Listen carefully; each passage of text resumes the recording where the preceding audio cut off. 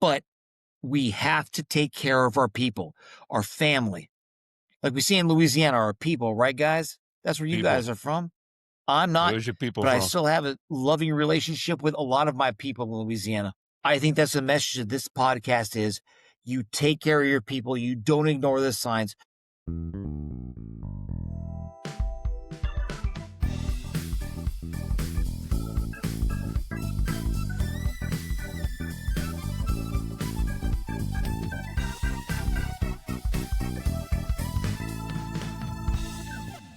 Hey there, como ça va and que pasa? Welcome to the In the Pocket with JayBo podcast, and I'm your host, Jay Bodwin. Please hit subscribe or that follow button to follow the podcast on Spotify, Apple Podcast, LinkedIn, on YouTube, and we advertise the podcast on X, formerly Twitter, and also on TikTok as well. So we're all over the place. Please give us a thumbs up, comments. We love to hear what you have to say. So again, we really appreciate all the followers. The brand is growing fast and big, and we really, really appreciate it. Joining today, my co-host is a former guest on the In the Pocket podcast. And if you want to know more about him, you can watch season 1, episode 6. And that is Bryan Blum. Welcome to the show, Bryan. Glad to be here. Appreciate it, man. And I love having a co-host on the show. It takes the heat off of me a little bit. Also joining us as our guest on the show today is a longtime friend and colleague as well. And that is Mr. Marty Cox. Marty, welcome to the show today, man. Hey, Jay, Bryan, thanks for having me, man. It's awesome. Absolutely. So today's show is we're going to be talking about Gen Xers and managing your mental health soonest. And it's going to be a very kind of it can be a touchy subject. It can be a deep subject. And we're going to cover some grounds today. But just as a disclosure here, we're not psychologists or we don't have any mental health license. We're just everyday people talking about everyday subjects, which is the foundation of our podcast, and talking about these everyday type of issues that we have to deal with. So I really appreciate you guys being here to address that subject, and we're going to dig deep into it. But with every podcast that I have, I like to have a few icebreaker questions before we really start digging into a very serious subject. And if y'all don't mind, as the late, great Jackie Gleason would say, and away we go. So first question I got for you, Mr. Marty, is you guys are both Gen Xers. I'm the last year of the baby boomers, or as they call it now, the Generation Jones, which I think is from 1955 to 1965. And so with that, just a few simple questions here. I like just to get the mood flowing a little bit. So what is your favorite TV show from when you were, say, in your teen years, and why? From my teen years, that would have been in the late 80s, early 90s. You know what? If I can get out of the dynamic for that time, what I loved was when I was a kid, maybe before the 90s, my grandma and grandpa, we always watched The Love Boat, followed by Fantasy Island. Okay. The plane, boss. The plane. It was, yeah, the plane. It was just, it was the most, I will say, I'm sorry that's not my teenage years. It's a little bit earlier, but that was some of my best memories. Was those two shows. Like The Love Boat was ridiculous, right? Like people made a lot of love, but no, in fact, I loved it because of the time that I spent with these two people who were so instrumental in my youth. When my mom was a single mom and she was a waitress and she was in an advertising agency, they took care of me. I was an only child to my mother. So sorry to break the teenage part, but that was, if I had to pick a TV show ever, it was those two. It was fun. Well, I used to love their shows. Bryan, real quick, what was your favorite TV show when you were a kid growing up? Well, if you're going to go teenage years, I don't know. I did like Magnum PI. I had a little 13-inch TV in my room. It was color, and I would put it on, and that's what I would put on to fall asleep. So I guess it was like in rerun. You know, I did like Magnum PI, and I really liked the theme song. I like the dogs. I like Higgins. I like Rick and TC. Higgins was great. Yeah. So yeah, there you go. That are the. Well, I'm gonna be. Yeah. I'm going to be old school with it, man. I was the Honeymooners and Sanford and Son. That was my two favorite ones. Ripple. Second question, Marty, I know you've traveled a lot over the last, decade or so. What is one of your favorite travel destinations that you've been to? Just give me one though. So what I want to say is Amsterdam, but I'm not going to go there. Because you I don't will say remember that it? Lancaster in the UK, northwestern UK, Amsterdam it's kind of built on a hill. It's a college town. That's where one of the companies I represent with my parent company is based. And it was amazing. I had a dinner that night in a steakhouse that used to be where they would store the food for the castle. And the castle was right next to you. So there was no windows. It was this weird kind of cylinder that you sat in. In the castle next door, when you did the tour, you saw the scratches on the walls when they had these witches, quote, witches. It was amazing. But Lancaster, I got to tell you, Morecambe, Lancaster, Preston, that whole area is unbelievable. And it's nothing I would have ever gone to in my life had not been for the company that I work for. So it was nice. I would say Lancaster, the UK is my favorite. Absolutely. Okay, last question, Marty. If you could go back in time and have a conversation with a historical figure, who would it be and why? Just give me the name and just give me a little short description on why it would be that person. And they would want to speak back to you, of course. Does it have to be a historical figure or it could be someone in my life? Well, if you're going to go back in time, that's a historical figure. So my grandfather, he was the rock in our family. We lost him in his 60s to cancer. And when I was 19 years old, I held his hand when he went. And I would have one question for him, just one. Okay. Are you proud of me? That would be it. Because I've carried that since I was 18, 19 years old. He didn't make my high school graduation by 2 months, but he was like, when he died, the family kind of didn't fall apart, but it's always been different. And if I could just have 10 minutes with him, it would change my life. It's affected. It's been like 30 something years, like 35 years or whatever since he passed away. And he hard working, worked in a foundry, U.S. Navy in World War II. I mean, he was the man. And yeah, that would be it. That's cool to hear, man. So thank you for sharing that answer. And I love when people support their responses like that. Bryan, you have anything you want to add on that? Yeah, if you had two, go back or have a conversation with two people, would your second one be somebody that's proficient in IT? Negative. If I had a second, now they're going to ask me if I had a second, honestly, Bryan, and I know that your response was Martin Luther King, which I thought was awesome what you said about him. Yeah. But if I had a second chance to go back, someone famous or whatever, honestly, this may sound a little weird, but one of my favorite bands ever was Linkin Park. And if I could ask Chester Bennington why, he was, to me, I was in the fourth row with my ex-wife and my two stepkids at Project Revolution. I would say, how, and this is going to probably dovetail on what we're talking about today, but why? You had the world by a string. What? Your music was great, in my opinion. People may not agree with that, but I just idolized the guy. I mean, the way he could scream and the way he could freaking thump the crowd.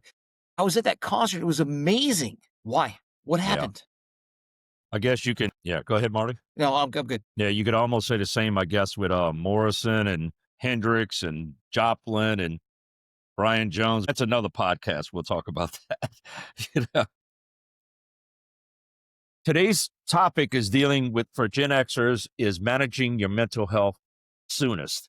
So again, very, very deep subject we're going to have. And Bryan and Marty and I have been talking about this. And I want to get kind of like a pre-word before we start digging in a little bit. So Bryan, as I talked to you about being a co-host for this episode, and you very eagerly agreed to it. I really appreciate it. You said it touched you in a certain way. And if you would, I'd like for you to share what that is and what intrigued you about being on the show today.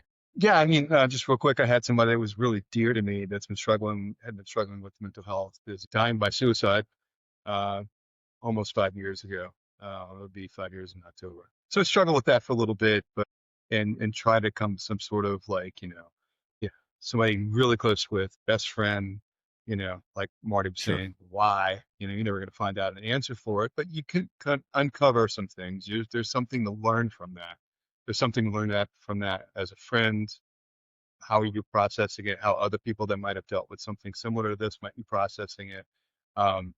Try to reason with it to the degree that you can. But look, life is hard sometimes. People are going to deal with it a different way. People are coming from, they're coming into challenges with different experiences that you don't know that are there. But at the end of the day, you know, people need other people to support on, to just be there for them. Just let them know you love them, you care for them, and sometimes it'll resonate with people. Sometimes it might not help them. They might be in a position that's kind of there. But if this podcast can reach some people that might be struggling, if it encourages them to realize, A, they're not alone, and B, there's some things that you can do. There's tools, there's resources. If you can break the barrier of this whole, I don't need to go to therapy, I'm a big, strong man, I don't need any of that. Just kind of get over yourself a little bit, realize that you're struggling, and reach out and get some help.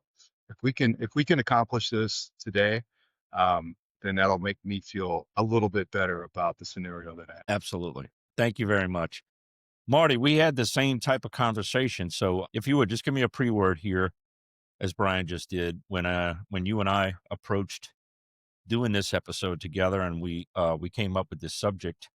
And again, you were very eager to share some things today, and I really appreciate it. So tell me what basically, influenced you to go ahead and make this decision with this. So it's been a long journey. About 10 or 11 years ago, when I was working at a diving company in Belle Chase, Louisiana, where I used to live, which I miss very much, I got a new boss, and he came in. He was like, "Hey, man, I want to hook you up with this oil and gas major. I got a lot of connections there." And I was like, "Okay."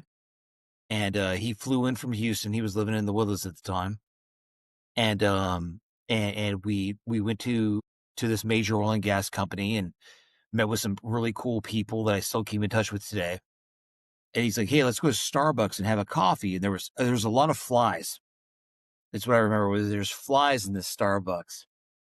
And then he's like, "Hey, man, we got to go back." I think I was dropping him off at the airport. I don't remember. It's been so long ago, but he's like, "Hey, stop by Barnes and Noble really quick." I'm like, "Barnes and, like, the bookstore?" He's like, "Yeah, stop by Barnes and Noble. Come in with me." Okay. And he took me in this aisle, and he bought a book for me. Mm-hmm. And it was called The Four Agreements. And it was because he knew I was in a bad space. He knew I was aggressive. He knew that I was, like, talented, I think, and educated, but he was still like, "Dude, you got to calm down, man. You got to get your head around yourself." And he bought this book for me, and I put it in my briefcase, and I didn't touch it till about maybe, I think I tried looking at the calendar last night because I knew this would come up. And I think it was 8 or 9 months later, I was on a plane going to Trinidad for a big time project with Shell, which was awesome. And I read the book cover to freaking cover, and it spoke to me. I mean, the Four Agreements, when it starts out, it's this odd kind of preamble that it's kind of like, you got to kind of get through it, but it's be impeccable with your words. Don't take anything personally. Don't make assumptions, and always do your best. I'm here to tell you right now, the dude that bought that book for me was Bryan Blum. Look out. And I remember that's when it started, the Bryan. flies. You remember the I flies? remember the Yeah, flies. there's I no more remember the flies. flies. They read, but the weird thing was at that time in my life, I was like, I'm a dude. I'm an offshore diver. I don't need any of this BS. Like, I got this. And then it wasn't until recently that I realized I don't got this. I need to look at myself and look at the successes and failures of my life and fix it. But I will say, Bryan, I gave that book to a buddy of mine in California when my stepmom died, to my buddy Eric. But I think if I do wind up going to Rio in 2 days, I'm going to buy it again and read it again, because it was an amazing read. But I will tell you right now, the start of that adventure was like 10 or 12 years ago, with a 10-year hiatus until where I am now. Nice. Good. I'm glad to hear that. And well, I could back up Marty's story because I know the Shell project that he's talking about. We worked on that one together, actually, when we were colleagues. And just for our audience, Bryan and Marty and I all worked together for several years. And had a kick-ass team and had a lot of battles, dealt through a lot of ups and downs. But if there's two guys I wouldn't mind getting in the trenches with to fight, it would be these two gentlemen for sure. Damn right. And Marty, really appreciate you sharing that story. And I knew Bryan had got that book for you, and he did see those things, because I remember us talking about it at the time. And the one thing, and we're not going to dig into weeds in any of this, but the one thing I did notice is that you seem stressed all the time. And I know we had a lot of conversations just sitting in my office or in your office, and most of the time I was going in there just to say, how's it going? How are you doing? Not the, hey, bro, what's up? Or hey, brother, what's happening? Because a lot of that could be kind of cliche-ish or no depth to it. But when I talked with you, and there's other people I talked to as well, when I say, how are you doing? Man, how are you doing? What's going on? How are things happening? What's going on? And if I notice somebody will share their latest happenings or what's going on in their life, I'll share back with them, because it'll actually help me sometimes to share those types of experiences. And I had those types of conversations with Bryan as well. But Bryan will tell you, if I come in and talk to you and say, hey, brother, what's going on? I really mean it. What's going on, man? And I don't mean it in a negative way. It's just, hey, dude, what's happening? Because I'm just a naturally intrigued person. I just like hearing what's happening, because you're my friends, and, especially if you're colleagues, and we're on a team trying to accomplish things, which we really did, and did a great job at it, in my opinion. And but those types of conversations really help people out, just on an in general type of basis. There's three main things that I believe in when it comes to mental health, and I've done some research before the podcast, of course, because it's been a subject that I'm really interested in, because I've had relatives that had bipolar and other types of mental issues. And again, it's just things you can't help. And I think there's a physical fitness, there's a spiritual fitness, and there's a mental fitness. And those are three main things you could call the trinity of the health with your body. And Marty, you said something a few minutes ago that I think encapsulates about 80% plus of men, especially older Gen Xers, is, man, I'm this offshore dude, or I'm this old military guy, a ball player and all this, and, same thing. And I don't need that crap. I don't need this. Yeah, you probably do. If you're walking around in certain modes, because your physical health can be great. You could be a monster at the gym, taking care of yourself, but you got to have those three in shape. And when I say your spiritual self, I don't mean I'm not talking about necessarily about going to church and religion. That's everybody's own barometer for them to set. But if you're having the mental struggle, it's great to have your physical fitness be well and your spiritual fitness be well, but you got to have all three hitting on good cylinders, as far as I'm concerned. And those are the types of things I looked at. And Bryan, I know the wheels are turning with you right now. What are you kind of thinking when I say these kind of things? No, I agree. I agree with you. I guess in one sense of the word, I was lucky to have a life experience where I didn't have any trauma or anything growing up. It was pretty smooth sailing for the most part. And then something happened in my life where it rocked my world, and everything was coming at me at one time. And I knew immediately, I was like, I don't have the tools to deal with what's coming at me right now. And so it was sort of like, okay, red flag all over the place. And so I went, actually, maybe it was some divine intervention or something like that, but I ended up with a great therapist. It was sort of an accidental thing. Anyway, great therapist. I knew from the first session that, like, oh my God, I need to be here. I need to be here every week. I need to do exactly what she's telling me. I need to open up. I need to try to get some stability under my feet right now. But it's never anything like all the external stuff. That's always going to come at you. It's how you're processing it, and what filters are you processing it with, right? What do you have that you're processing with? I mean, you might have some bad filters. You might be getting some stuff that's coming in, and Marty, to your point, you might be making assumptions on it, right? So you might be something minor happen, and next thing you know, you're thinking about a doomsday scenario, and then your whole world's blown up, and it was just a misunderstanding. It was crazy. And then, of course, you took it personally, or I took it personally. And so, look, I went through therapy for about 3 years. It was pretty intense for the first couple of years. Slacked off, didn't really need it. And finally, one day, she was like, "Hey, man, you don't have to come see me anymore, and which is great.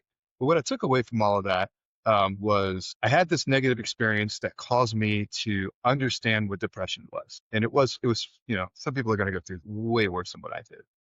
Mhm. But, this was my divorce, it was sort of like at the time, it was the worst thing that's ever happened to me. But when I got some new filters to process through, now I can say, look, it's the, it was the best scenario for me. It really was. Not that that's nothing to do with, the ex-wife or anything like that. It's just, hey, this was something that opened the doors for other things. And I really wanted to take that experience and kind of use that. You learn from it, obviously, but if you can, to say that the old adage is, you need a smart man learns from his mistakes. A wise man's going to learn from his mistakes and other people's mistakes too, and their experiences. And so it's like, why not share that? And that gives me the opportunity, like when I Absolutely. meet somebody Yeah. like Marty, right? So I met Marty. It was pretty easy to see what's going on. You got a really smart guy, very capable guy, very educated guy, very driven, determined guy. But he had a chip on his shoulder. He had something to prove. It was like not everything was clicking. And the same thing you saw, he's getting spun up over small things. And it was like, all right, I can see what's going on here. And the Four Agreements is probably the easiest, most palatable book that you can read that gives you the opportunity to look in the mirror, so to speak. 100%. And yeah, Yeah. so it's really easy to digest. And I can't sit there with a guy like Marty and tell him what he's doing wrong, right? He's too smart. He's going to reject it. As a matter of fact, when I gave him the book, he looked at me like, "The fuck you doing giving me this book for?" And Like, I'm sorry for that. you did, yeah. I was like, but I'm glad you finally came around to it. But it's just one of those things. You see somebody struggling, and it takes zero effort to be kind to people, and it takes zero effort to say like, "Hey, I know we work together now on a non-working basis. I want you to have this, and if you ever feel like reading it, I think we would benefit from it." So anyway, that's a long-winded answer to that. No, very good points. And then, Marty, I'm going to come back to you here. So we talked about some of the, at a high level things that you were dealing with, and Bryan and I kind of noticed things too. And again, we deal with our own stuff as well, but at least now people that care. But at Mhm. the end of the day, it has to be you that realizes it, and you did. So what were basically some of the moments that you realized, hey, I need to do something here? So talk to me about that a little bit. Yeah. So, I mean, I went through a pretty long divorce in the last Mhm. couple of years. My wife of 16 years, my daughter, my stepkids. Um, and that was a rough deal. And I kept it bottled up, man. I didn't deal with it. I secluded myself. I had good friends that let me stay with them. I mean, it sucked. It just sucked. And then like I got my own apartment and then sold our house and like literally, like I'll be honest I don't care. I paid my rent for my apartment the day that my house sold and I got whatever I got from it. I mean, it would just turn my life upside down. And I tried to like not deal with it. Like I was getting my little girl every other weekend and she'd come, we'd hang out, we'd go to the water park, we do this, we got the season, which was great. And I missed her, of course, but when I met my new partner, and she is fantastic, she was like, "You know what? I think you need to talk to somebody because you're harboring anger." And I was like, "Pfft, I'm a freaking deep sea diver. I don't need no freaking shrink." And then she kind of sat me down and said, "Yeah, you kind of do." So I went on this deal. I'm not sure if I'm allowed to say with who they are on this. No, just no But names or anything. it's an Just all keep it it's an high online level. thing where you can have a virtual therapist that's in your state, Hmm. so they have the right. Started talking to her, and she was wonderful, and I was still having all this anxiety. And then I checked into a place here where I live in Friendswood, south of Houston, southeast of Houston, and got on some medication. I will tell you this, man, there are miracle drugs out there that get your head straight, and this has happened to me. And I will tell you, the reason it happened is because of that woman that has supported me in the last year and a half. I have lost friends. One of my best friends from high school lost his wife to a brain aneurysm. A 12 and a 14-year-old. He's now a single dad. I lost a dear, dear friend to suicide. I've spoken to his widow, and it just doesn't make sense. And I think we have a responsibility to recognize the signs. We've got to. My point is this: yeah, we're guys, but God damn it, we're not. Yeah, deal with it. If you're feeling bummed out, deal with it.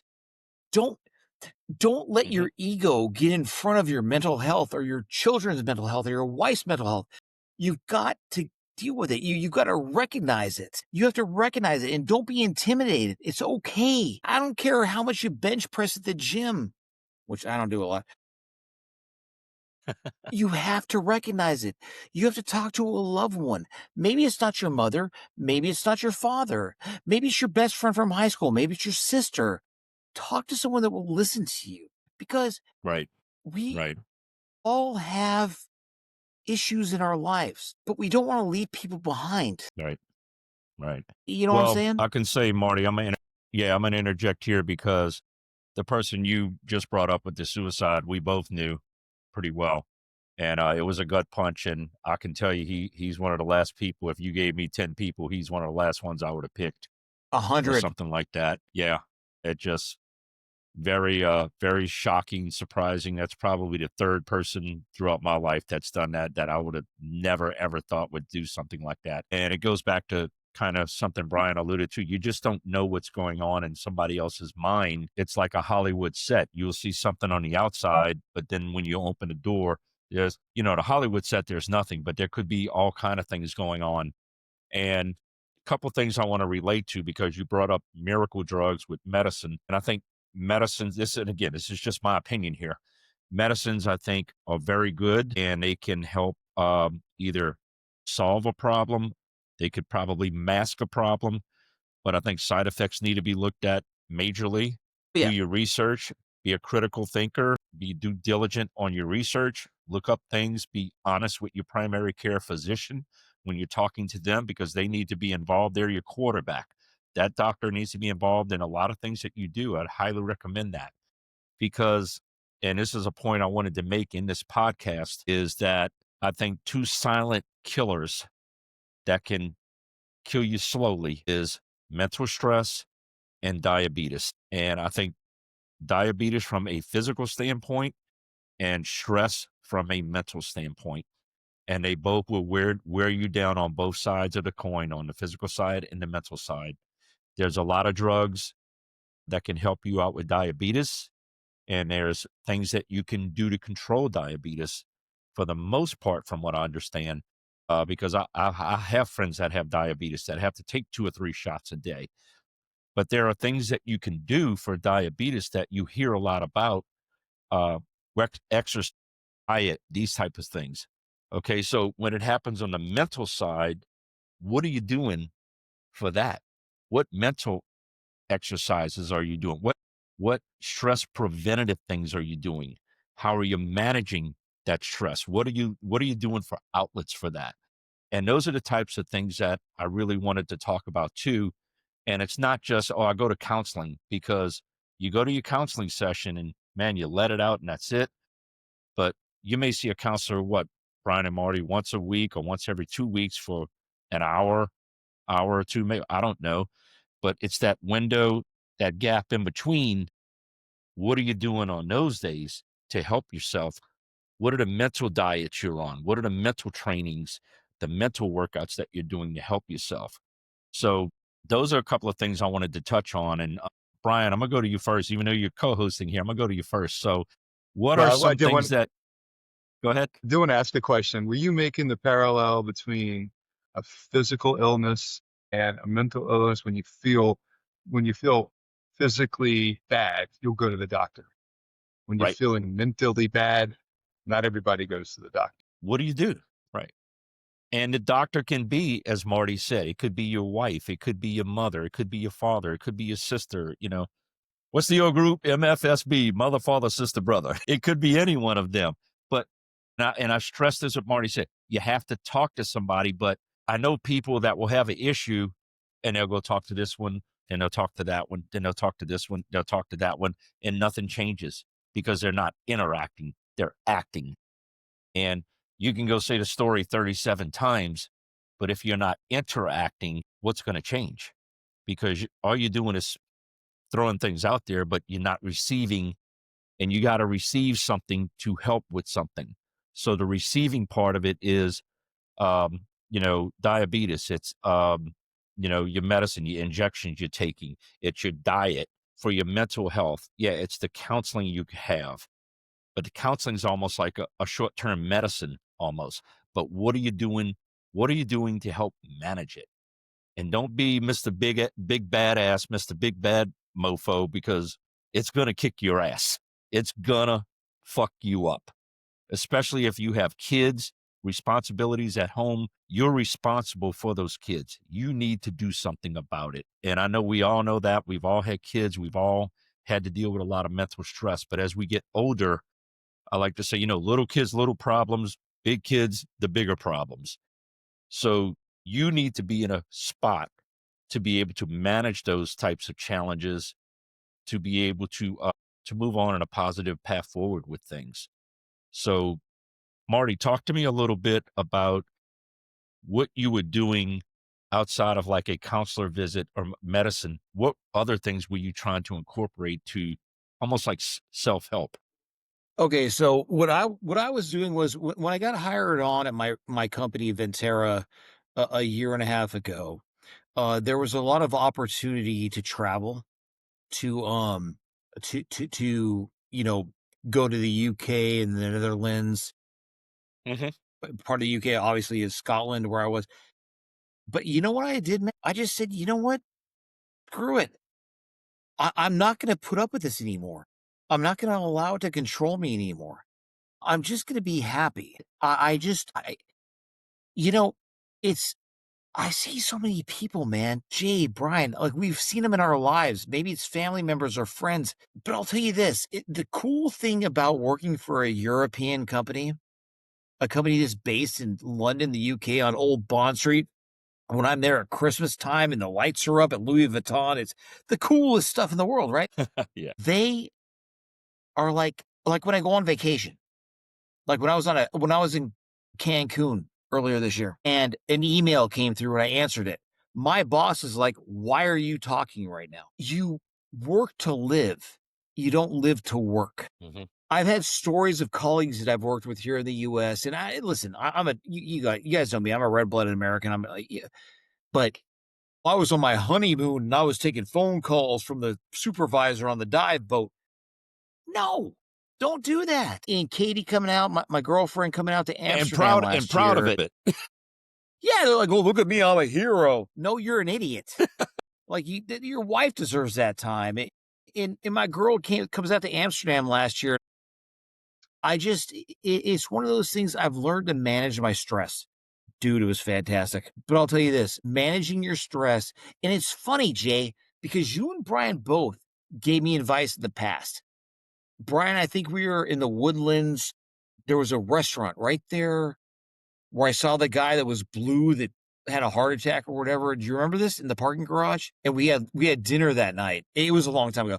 But I, the thing is that I'm not, you guys have both told me, don't take work home with you. Leave it at the door. And the interesting thing is my partner who is, 10 years younger than me, but it's see myself in her as she brings it home. And it's like, it's okay. Leave it at the door.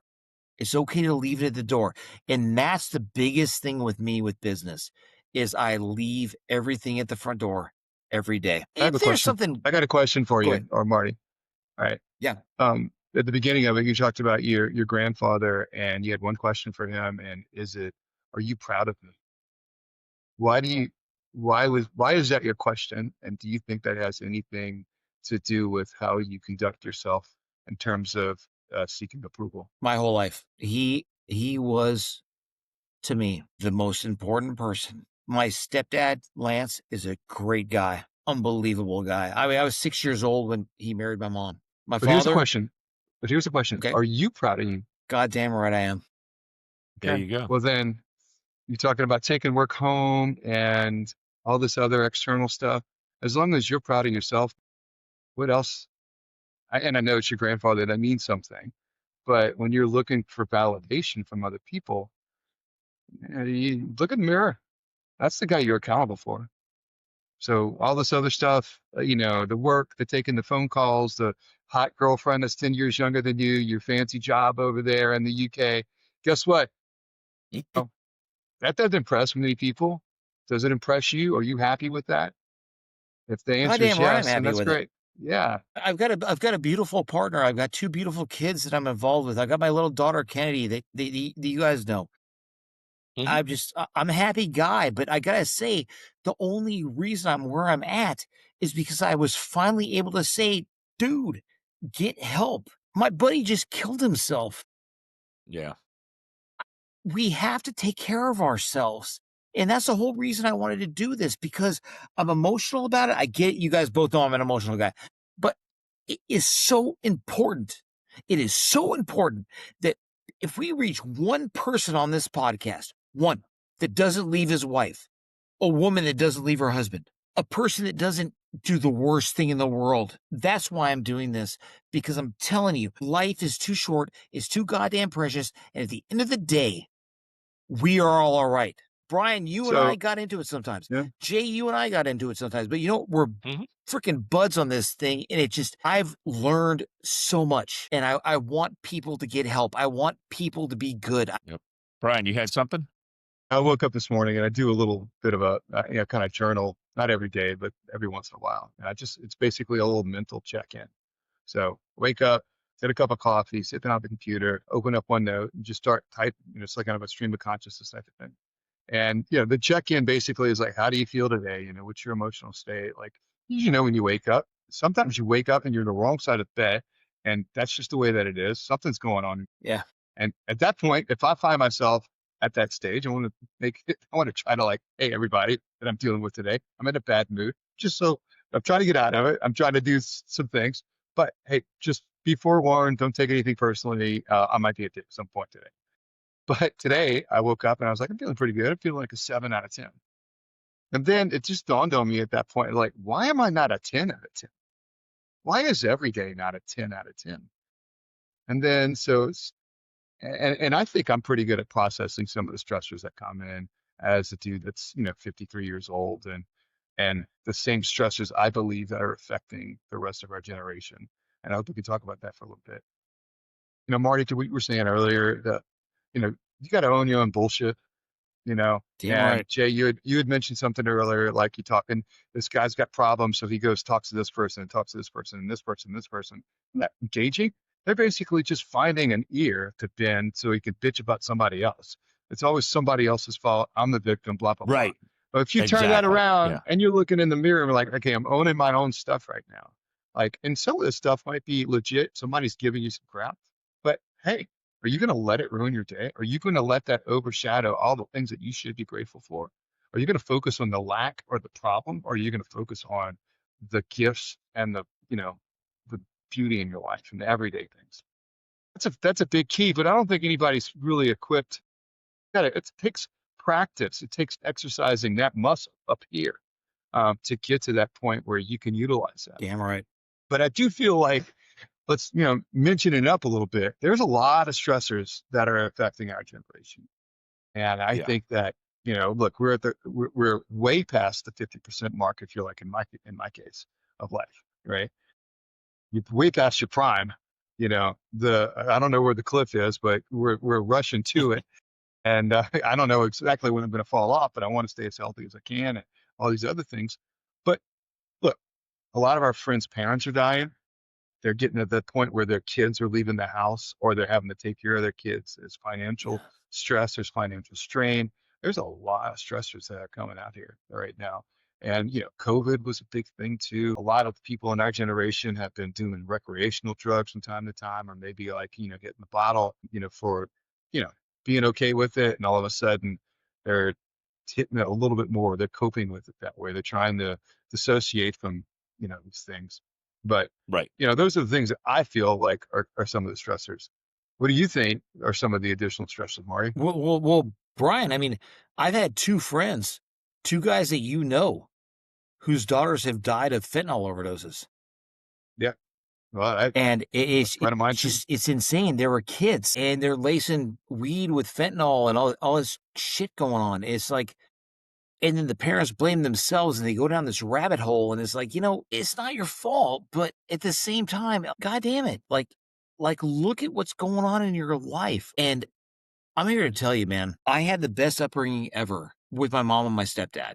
They were fantastic. Were they tough sometimes? Yeah. I don't know. I sit there going, I'm not worried about my past. I'm not worried about my future. I'm not worried about the present. Well, I guess I am worried about the present. That's all I'm worried about. I want to get my head straight. And again, if one person listens to this podcast, if one person takes anything out of this and reaches out to a friend or reaches out to a family member, that is my goal. Because I have been in that dark spot. I have been there contemplating stuff that is dark as shit, man. And I looked at my little girl, my daughter. Yeah. And that's the only reason why you need to I take a was self look. Yeah. What do you think about, like you mentioned these kids and the fentanyl and everything. A lot of kids are on social media is kind of a big thing. What do you think the effect of like social media and kind of like, and I say that also kind of, you seem to, a lot of social media stuff that kind of gets thrown at us is stuff that's either polarizing or it's traumatic, or you got this deal where you're seeing your friends' highlight reels on Facebook and it might be something that you compare your life to. So just what's your thoughts on that? I just think these people, they tend to normalize, like, this is just life. Like, oh, I mean, these drug dealers in San Antonio and Austin, they're lacing pot with fentanyl to make kids think that they're addicted to pot and they die from fentanyl overdose. It scares me because two of my buddies have lost their daughters. One of my buddies killed himself. It's ridiculous. Well, let's talk about the suicide thing for a little bit. Yeah. So one of the things that I learned is that it's not cool to say that person committed suicide. You want to say, I guess the PC way to say it, and I agree with the behind the thought process behind it, which is he died by suicide. Like in my friend's case, the person that I knew, even though this guy was completely up and down, and even when I got the news, I wasn't shocked, nor was I surprised. Right when this happened, when I got the news on this whole thing, I know that was my best friend for a long time, guy I still love. His essence was gone. That was not him. That person had already left. There was a body. That body was dealing with pain, and that person was not worried about any of the consequences with it. And you do a little bit of research on people that have attempted suicide and thankfully weren't successful. They will tell you, hey, the only thing I was thinking of was ending the pain. I wasn't thinking about ripple effects.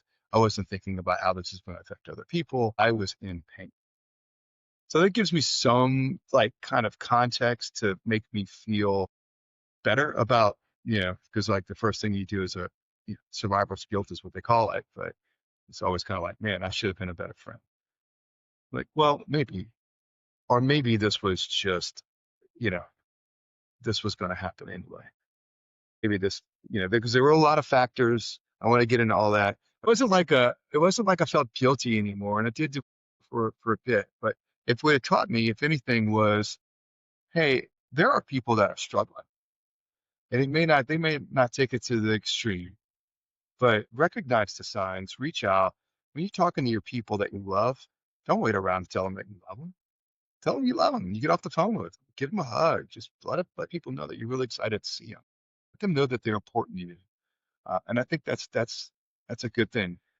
If anything, I don't want to say make an effort to be a friend or a better friend, but I will say I make more of an effort now to reach out to people. Not, Yeah. And it's, people are like, well, he never calls me, so why should I call them? Who cares? Get over yourself, man. Just reach out. If you really like these people, want to be engaged, go for it. And so anyway, I just it's hard to be in the situation where it's a best friend. It hurts. There's a lot of emotions. People get mad at that person. They don't understand. They hold resentment in for them because that person did something that affected me. It's not about you. They were just trying to end the pain. They got to the part where they didn't like what they were seeing in the movie with themselves. They just wanted to get out. So I'll say this about this particular friend. I was dealing with him as far as some job stuff, and I was getting him in touch with some recruiters and things, and he just didn't sound well. And I remember when Kennedy, my daughter, I took her to, it was in the summer, I took her to her, she's a lifeguard, which I'm so proud of because she's making like $12 an hour as a 16-year-old. It's awesome.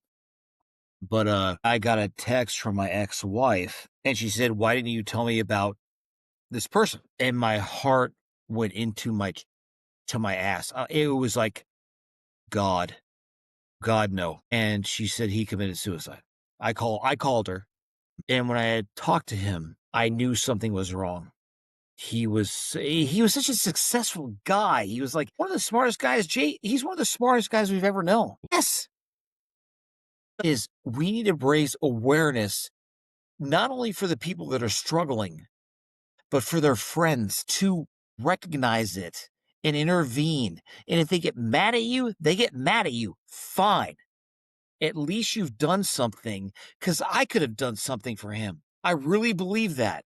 I could have drove into where he lives, taken him out for a beer and be like, "Hey, bro, it's all right. Come stay with me and Friendswood, man. Come hang out.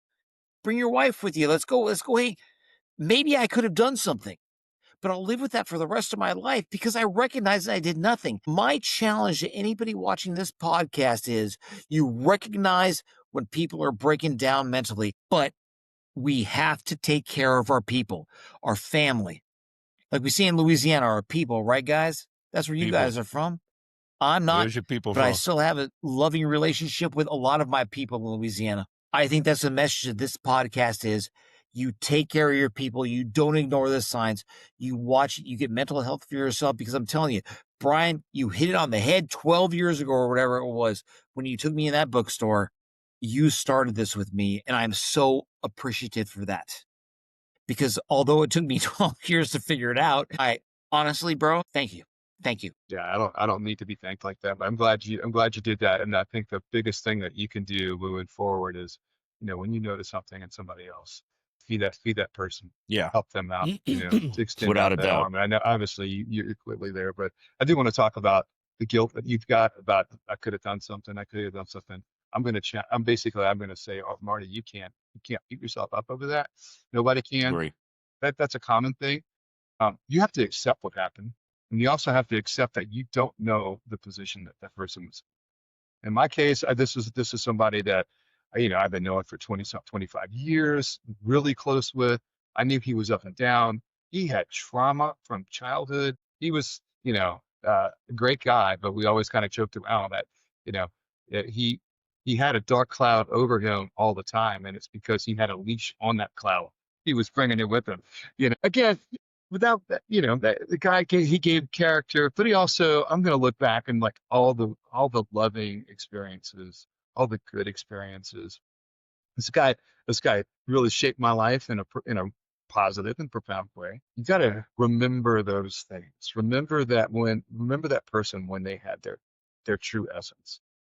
Yeah. When they had Because their shit, faculties. And I'm going to yeah, bring in one exactly. thing that the old people would say, and is, you need to leave that in the past, baby, Yeah, because you need to leave it there because you're not doing not just yourself, but you're not doing people that you love around you any favors by carrying that guilt and letting that, I'll be new school for a second, you know, renting space in your head while you could be enjoying your time or your thoughts with people that you love and you really care about. To me, I've battled with that a couple of times with a couple of people, but if I don't leave it behind, it's a dark spot that I don't want to go to. And you're talking about trying to solve the formula for pie. It's not going to happen.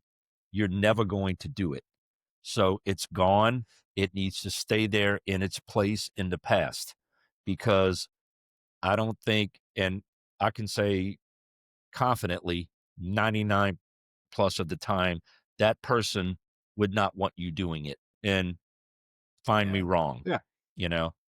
There's no way in hell that person would want you to live with guilt from a situation they had. And also trying to figure it out is the human mind, to me, is beyond our comprehension, more complicated than the toughest math, physics problem you could ever try to come up with that we could even comprehend. So it's just when you do those types of things, to me, the issue is, why are you doing it? To me, why are you doing it when you could be more productive or happy doing something else? And again, that's going to add to that stressor that I talked about, that mental stress. That's bringing in mental stress into your head of something that you can't solve. So why do it? The past you can't do anything about. The future isn't here yet. But if you think about the what ifs and all the worry about the future, that's called anxiety. So live in the present, and what you can do is learn from this. So you may not have helped your buddy. It would have been too far gone. But you know what? You can, if you see somebody else struggling, you can ask them directly. Say, hey man, I see you struggling. Do you want somebody to talk to? I'm here for you. Let's go for a cup of coffee, blah, blah, blah. But the other thing that is kind of a misnomer, and I don't think that this is an issue, but you can ask somebody, hey, I know that you're not feeling yourself right now. I know that you're down. Are you thinking about hurting yourself? There was some sort of deal back in the day where it's like, hey, don't say that because you're going to put the idea in their head. Right. And I've done the research. I'm not a doctor, by the way. This is based on our experiences and observations. Everyday people. Yeah. You can ask them if you really feel that way. But just let them know, hey, I love you and I want to be here for you. And I want you to know that I'm here for you. If you need something, I'm coming. Call me anytime. That's the lesson I learned from this. And it takes zero effort to be kind. It takes zero effort to tell the people that you love and care about. Yeah. It might feel goofy.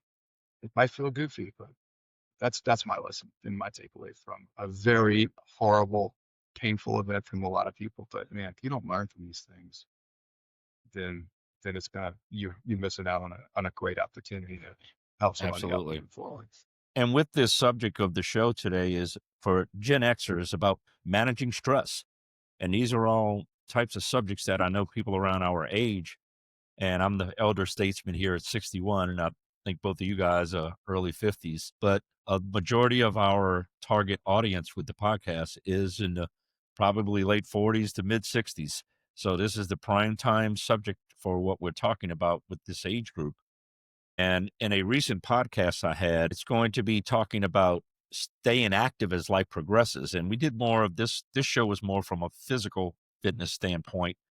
But one thing that one of the guys said that really resonated with me was it wasn't about adding years to his life, but adding life to his years that he has left. And I thought that really hit home with me, and especially with the subject we're talking about today. And I want to have a long life. I want to have a long life.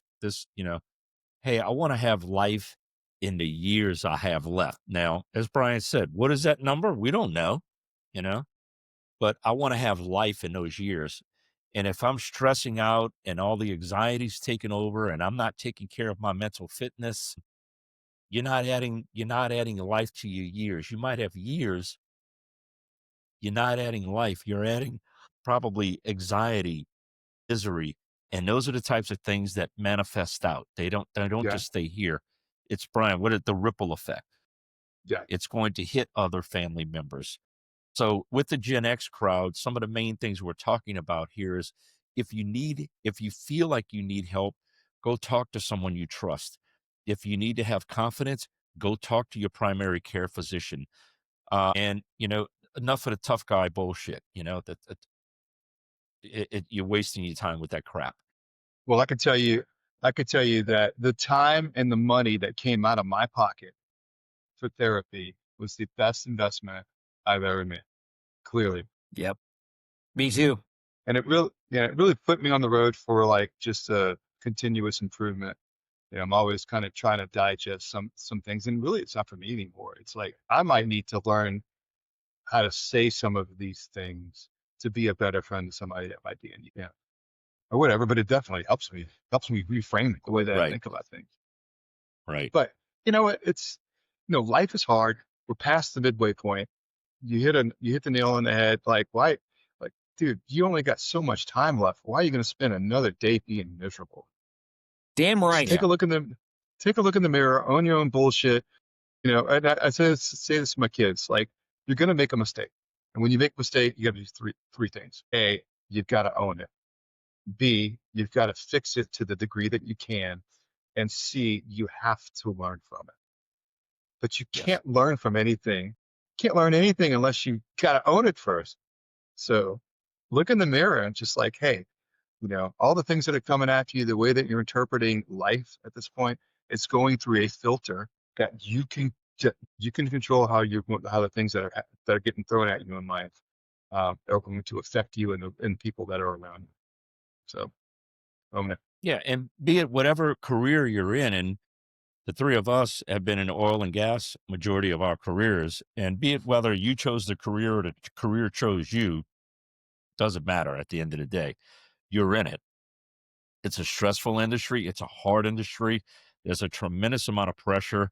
It's cyclical, and it can be extremely challenging mentally and physically. So you need to be prepared to be able to do those mental exercises, have mental awareness. And if you're not sensing it or seeing it, the people around you will, like Marty was saying, with Bryan and I kind of noticing it. And Marty, and I hope you understand this, I think you do. What triggered Bryan and I to see this is just our past experiences and people that were probably older than us pointing some things out. I had one or two guys had to drag me on the side. 20, 25 years ago, Jay, what the hell are you doing? And I had to get a couple of wake up calls, and man, believe me, I needed it bad. And a lot of times we may be our own worst enemy when we're younger, but it's a matter of, can you pull up your bootstraps and, get back in the game? Don't get your John Brown hind parts knocked in dirt and not be able to get up. You have people around you. You have resources around you. One thing I preach to my sons growing up is use your resources around you to help improve a situation or things that you feel you need help with. Use your resources. And almost everyone has resources, be it coworkers, family members, you spot, like I said, and I know we've been a little redundant with this, but frankly, I don't care. The message needs to be strong. It needs to be fucking firm, and people need to be aware of this type of stuff. And mainly it's because, not just because of yourself, but because of people who love and care about you. And I think one of the most important things you can have in life, and I heard this years ago, and of all people, you'd never know this, Don Rickles said this, and I got the quote from him, is one of the most important things you can have in life is people that care. And I think that is so true. And to hear it come from him really resonated with me, because I was like, you hear Don Rickles cracking on people, his insult comedy, which is great and fun.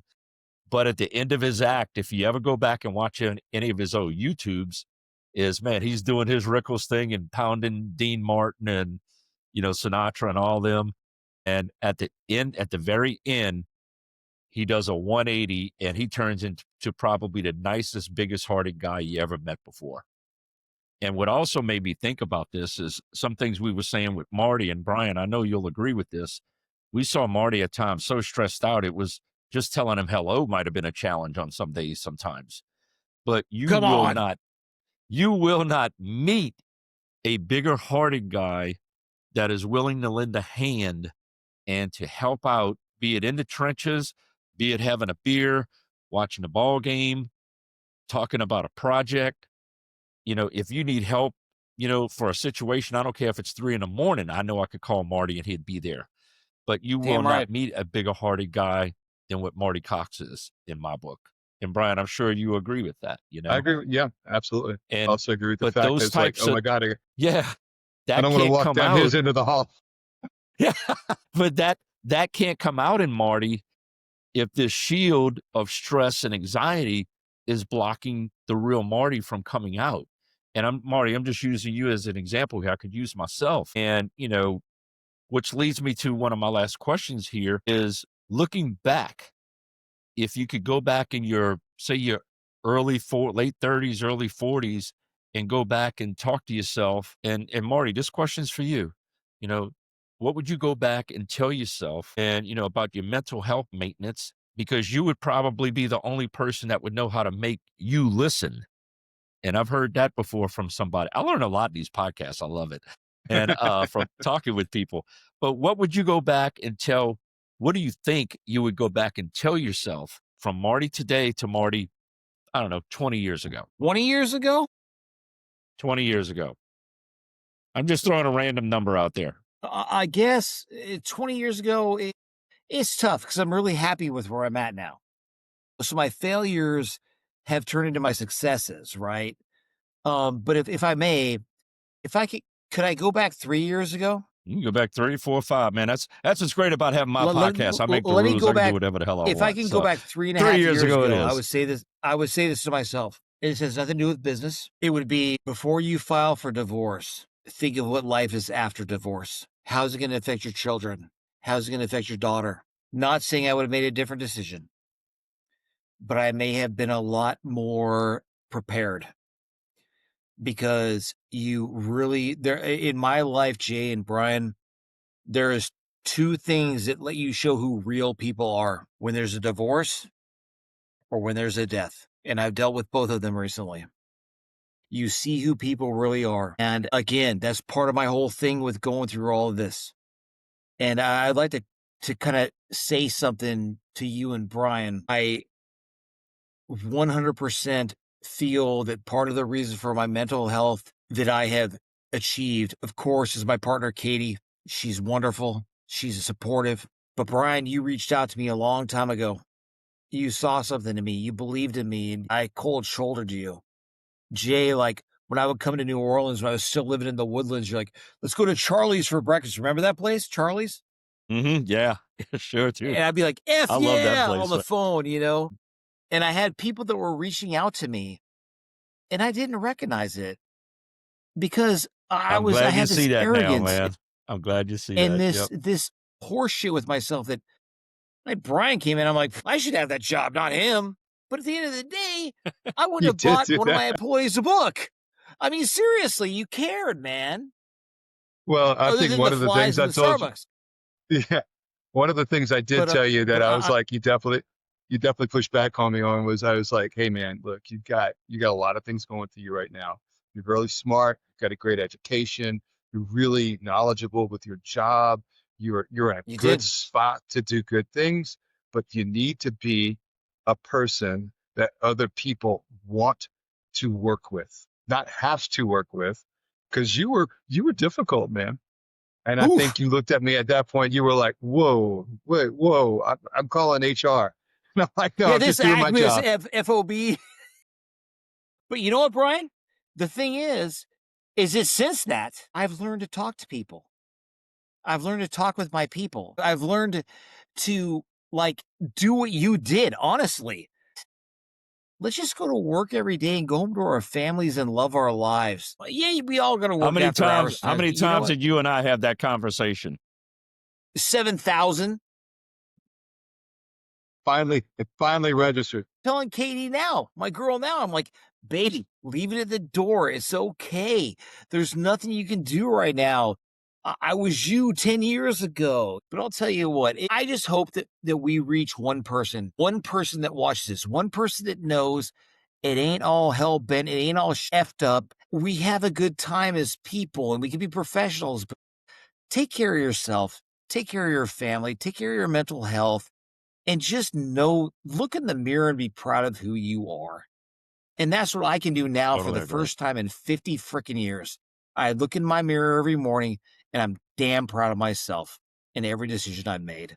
And I hope that reaches somebody. Well, if you want to feel better about yourself, go ahead, Bryan. See it? I've been communicating with your grandfather, and your grandfather wants me to tell you that he's very. Hell yeah, man. Absolutely. Absolutely. He was everything. I'm sure he would be proud of you, Marty. The only point I'm trying to make, I know that he's special to you, but you already hit it. The only person that you really need acceptance from is. Thank you. Yep. Thank you. No doubt about that. That being said, Marty, you just hit a bunch of summaries there. I think for me, I want to remind everybody, just look at yourself, challenge yourself, and ask yourself, what can I be doing to help out the situation? Own your shit, own your bullshit, ask for help. As a friend, as somebody that's going to walk this world, know that other people around you are struggling. Life is not, it's not easy. And if you can lend a helping hand to somebody, please do. If you've got time, and rather than take a situation and only look at a situation from your perspective, try to put yourself into a different perspective. If you're in an argument with somebody, try to understand their perspective, because you're going to see something different. And look, live in the present. Don't worry about the past. Don't worry about the future. Live in the present. Those are my takeaways from these things. And look, the last thing that I'll say is, it takes zero effort to be kind, and it takes zero effort to tell the people that you love and care for, that you love and care for them. Damn With that right. being said, you two fellas, I love and care for y'all. And Mom, if you're watching, I love you too. I know she's probably watching, because she gave me the finger like this. Like, don't you talk about crop dusting Matt McConaughey anymore. Marty, give me some last words, man. All right. So to my mom, Diane, my daughter's middle name, Kenny Diane Cox. Mom, I hope you're watching this when it comes out, and I'm glad you supported me on all this. I just want to say to everybody, and I don't mean it men versus women, but guys, it's okay. It's okay. Don't put it away. It's okay. Realize it. Seek help. Talk to your friends. Talk to your family. It's so important. And to me, this has been a life changer. I'm an executive with a company based in London that's badass, and I'm loving every second of it. But I wouldn't be able to do it if I didn't have the right guidance from a professional. I want to say to Bryan, dude, I love you too, Marty. I appreciate our relationship. I appreciate our professional and our friendship. Jay, you're like the brother I never had. To follow your kids, LSU, drum corps, UNO with your boys, your beautiful wife, Becky. I thank you so much for having me on this. And if we can just touch one person, guys, if we can touch one person, let's hope that happens. I love you both. And I thank you so much for this opportunity. I really enjoyed it. Well, Same much here, buddy. appreciated. I'm going to quote Chris Farley, brothers hug, man.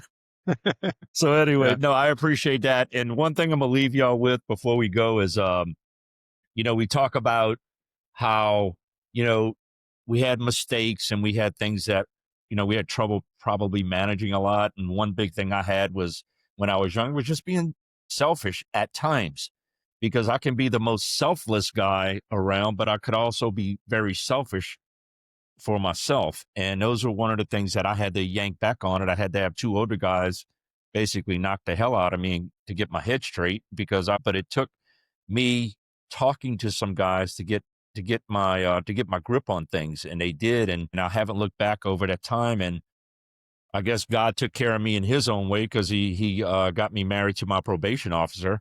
I say that in jest, but like I said, I never thought I'd be scared of a 5 foot 315-pound Mexican girl, but I am, I was scared of the first day I met her.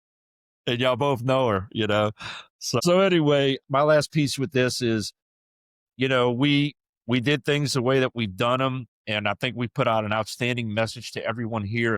Seek help, get help.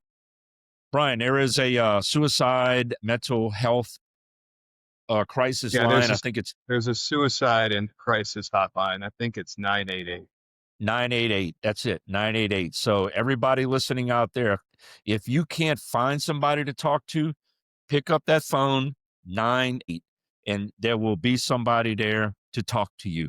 So there's just no excuse. The help's there. Like I said, use your resources and use the technology. 988, that'll help out. So we're more than glad to promote that, for this show. I just want to remind everybody to, please click on that subscribe or follow button to follow the podcast. I can't wait for this one to get out. And Marty brought out, if we can reach one person with this, it'll be a tremendous help to someone. And I know he's going to help reach out, because he's going to help me promote this thing and market this podcast to get it out in front of as many people. This is going all over Europe, bro. That's what I'm talking about, my brother. And just get it out there. And straight from my heart, guys, I really appreciate you guys, coming onto the show today and opening up like you did. This is a deep subject, and it's not easy to talk about at times, but I'm beyond thankful that both of you shared your stories here. And, I'll reciprocate. I love both of you. Been friends with you for a long time. That really appreciate the friendship, the fellowship that we have. And, we've been through a lot together, and tremendously more successes than failures. But here we are today sharing to help people. And it really makes a big difference with me. And that's why I wanted to have the podcast in the first place, is to, again, talking to everyday people about everyday subjects. And this sure as hell hits home with that.